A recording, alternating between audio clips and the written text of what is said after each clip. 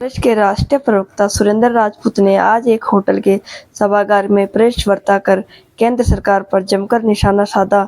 मसूरी पहुंचे केंद्रीय प्रवक्ता के शहर कांग्रेस अध्यक्ष के साथ ही कांग्रेस कार्यकर्ताओं के साथ मुलाकात की और कांग्रेस पार्टी द्वारा उठाए जा रहे जनहित के मुद्दों को आम जनता को पहुंचाने का आह्वान किया। इस दौरान कांग्रेस कार्यकर्ताओं ने राष्ट्रीय प्रवक्ता का स्वागत कर उन्हें सवाल भेंट किया। पत्रकारों से बातचीत करते हुए उन्होंने भाजपा सरकार को कटघरे में लेते हुए कहा कि भाजपा के राज में बेटियां सुरक्षित नहीं है। उन्होंने कहा है कि सरकार एक व्यक्ति को लाभ पहुंचाने के लिए काम कर रही है और उद्योगपति आमदनी को लाभ पहुंचाने के लिए सरकारी धन का दुरुपयोग कर रही है। उन्होंने कि उत्तराखंड में भाजपा की सरकार में बेटियां पर जुल्म हो रहे हैं और अभी तक अंकिता भंडारी हत्याकांड का खुलासा नहीं हो पाया। कोलकाता में हुई डॉक्टर की जनज्ञ हत्या और बलात्कार की उन्होंने निंदा की। उन्होंने कहा है कि केंद्र सरकार ईडी, सीबीआई और अन्य सरकारी एजेंसियों का दुरुपयोग कर रही है और ठीक उसमें 43 केसों में निपटारा भी हो गया। 2014 के बाद 8000 से ज्यादा केस लगाए और जिसमें 95% से ज्यादा पॉलिटिकल केस विरोधियों के ऊपर है। और जो विरोधी सत्ता ज्वाइन कर लेता है, 25 लोगों ने सत्ता ज्वाइन की विधायक, 25 लोगों, 23 के या तो केस खत्म हो गए या ठंडे बस्ते में चले गए। यानी आपने केस विरोधियों पर इसलिए लगाए। एक दिन पहले, 2 दिन पहले आप कहते हो 60,000 करोड़ का आरोपी है अजीत पवार, 2 दिन बाद उसको उप मुख्यमंत्री बना लेते। 15 दिन पहले कहते हो हिमंत बिस्वा शर्मा से बड़ा घोटालेबाज स्वास्थ्य का कोई नहीं, इतनी मोटी किताब। उसके बाद 15 दिन बाद उसको मुख्यमंत्री बना देते हो आप मुझे बताओ। हसन मुशर्रफ के एक दिन पहले 100 करोड़ की डिमांड निकालते हो ईडी, अगले दिन उसको बना लेते हो। नवाब मलिक को कहते हो आपकी साहब वो तो दाऊद इब्राहिम का आदमी है। अब आज की डेट में सत्ता का आदमी अब नहीं है दाऊद इब्राहिम का आदमी। क्या दाऊद इब्राहिम भाजपा है क्या? अब तो फिर नवाब मलिक तो सत्ता का समर्थक हो गया ना वहां महाराष्ट्र में। डीएम को किसी भी चीज का मालिक बना दोगे तो आप नुकसान करोगे। डीएम नहीं मालिक हो सकता। आप किसी भी धर्म की, जैसे अभी मंदिर न्यास की संपत्ति है, हमारे यहां पर भी मंदिर न्यास है, उसमें किसी मुसलमान को आप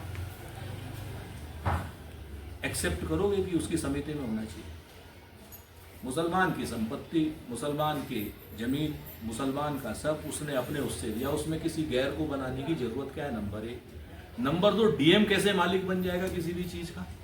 तो इन सारी चीजों पर हाँ, वक्फ में बेईमानी भी बहुत होती है। वो वक्फ के जो अधिकारी हैं वो बहुत बदमाश हैं, उनके ऊपर आप नियंत्रण करो। उनकी आप जो वो भ्रष्टाचार कर रहे हैं, वो भ्रष्टाचार भी तो एडमिनिस्ट्रेटर के साथ ही कर रहे हैं, तो सरकारी अधिकारी है, दोनों को आप जेल भेजो।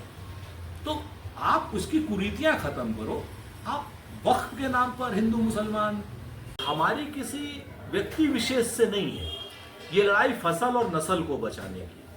आप इस चीज को देखिए ना कि किस तरीके से देश के सारे संसाधनों पर एक व्यक्ति विशेष का, क्रॉनिक कैपिटलिस्ट का कब्जा होता जा रहा है। 2014 में जो व्यक्ति 634वें नंबर पर था, वो आज की डेट में दुनिया के पहले नंबर पर है। हमें खुशी है इस बात की अगर वो पहले नंबर पर भी होता है। लेकिन अगर सरकार से सारे संसाधन उसी को मिल जाते हैं, एयरपोर्ट सारे उसी के, बंदरगाह सारे उसी के, 57% कार्गो उसी के बंदरगाहों से आ रहा हो, और जब वो जांच के घेरे में आए, उसके शेयर गिरे, तो भारत की सरकार से भी क्या नाम एसबीआई और एलआईसी के जरिए उसको बचा रही हो और उनके पास हमारी हार्ड अर्न मनी का पैसा लगा रही हो, तो निश्चित तौर पर हम सवाल करेंगे, हम पूछेंगे कि आखिर वो पैसा अगर डूबा तो उस पैसे का जिम्मेवार कौन होगा, क्योंकि वो हमारे और आपके बच्चों का पैसा है। तो हमारा बड़ा स्पष्ट मानना है कि जिस सेबी के ऊपर खुद आरोप है, जो माधवी बुच स्वयं अडानी जी की कंपनियों में पैसा, विनोद अडानी की और चांद की कंपनियों में पैसा लगाए हुए हैं, ऐसे आरोप उनके पति के ऊपर है 2008 से, उनको सेबी का डायरेक्टर बना रखा है।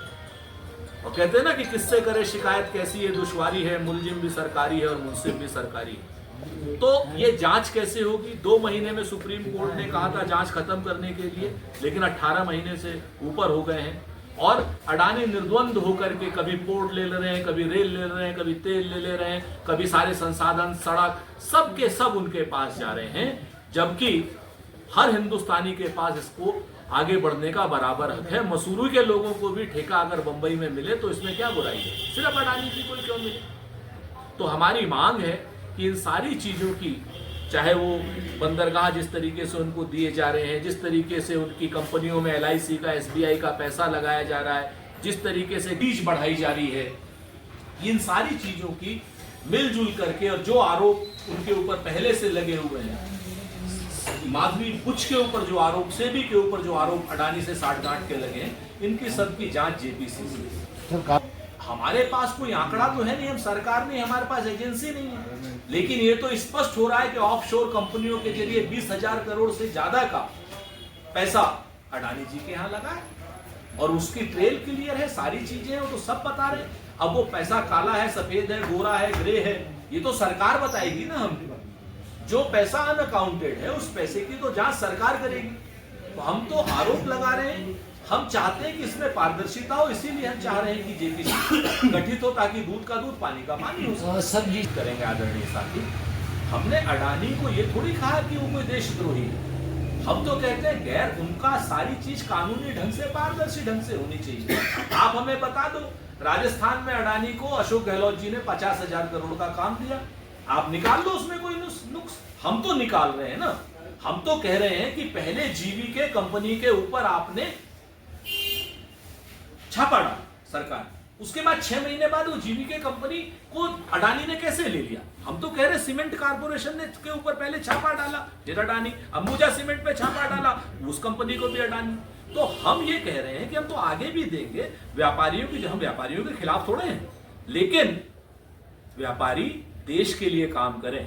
दुर्भाग्य है कि भारतीय जनता स्टैंड है कि आज की डेट में आरक्षण जो था वो आर्थिक आधार पर नहीं था, सामाजिक पिछड़ेपन के आधार पर था। जो शेड्यूल कास्ट और शेड्यूल ट्राइब्स थे उनको आर्थिक स्तर के लिए नहीं आरक्षण मिला था, आर्थिक उसमें से एक था, नौकरी उसमें से एक थी, उसमें सामाजिक पिछड़ापन 2 था, उसमें शैक्षणिक पिछड़ापन तीसरा था।